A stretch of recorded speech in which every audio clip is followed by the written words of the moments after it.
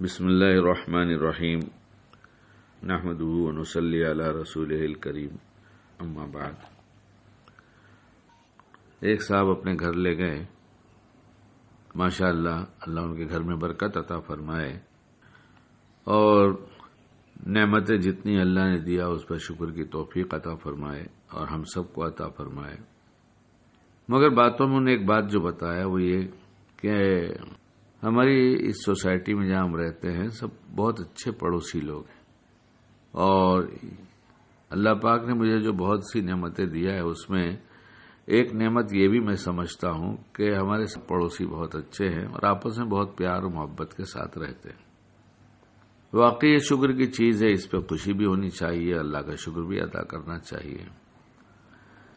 لیکن ان فکروں کے ساتھ ساتھ ہم ایمان والے ہمیں دنیا کی فکروں کے ساتھ ساتھ آخرت کے بارے میں بھی بار بار سوچتے رہنا چاہیے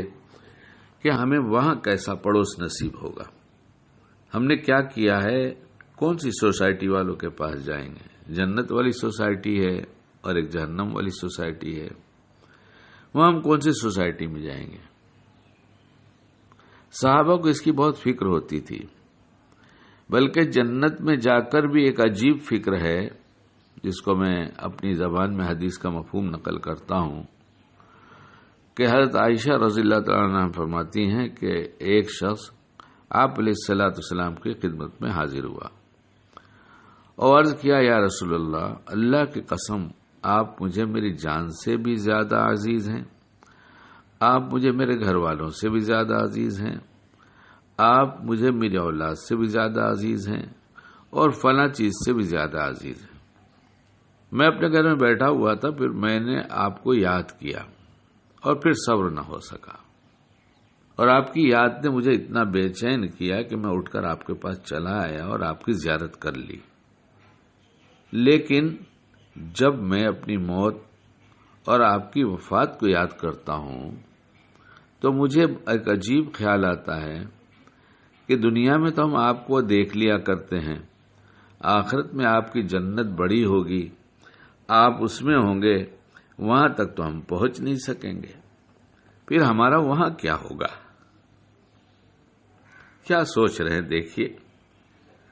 ان کو آپ علیہ الصلوۃ والسلام نے کوئی جواب نہیں دیا، یہاں تک کہ حضرت جبرائیل علیہ السلام تشریف لائے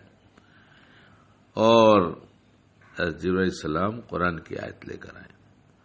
جس کا مطلب ہے اور جو شخص اللہ اور رسول کی تابعداری کرے گا تو ایسے اشخاص یعنی ایسے لوگ بھی ان حضرات کے ساتھ ہوں گے جن پر اللہ تعالیٰ نے انعام فرمایا ہے، یعنی انبیاء اور صدیقین اور شہداء اور صلحاء، اور یہ حضرات بہت اچھے پڑوسی ہیں۔ یہ ہماری زبان میں نے عرض کیا، ان باتوں کو کچھ کتاب کے جملے تھے، کچھ میری زبان کے۔ ہم کیا تمنا رکھتے ہیں، کیا ہمارے تمناؤں میں یہ ہے؟ یقیناً ہم ایمان والے ہیں،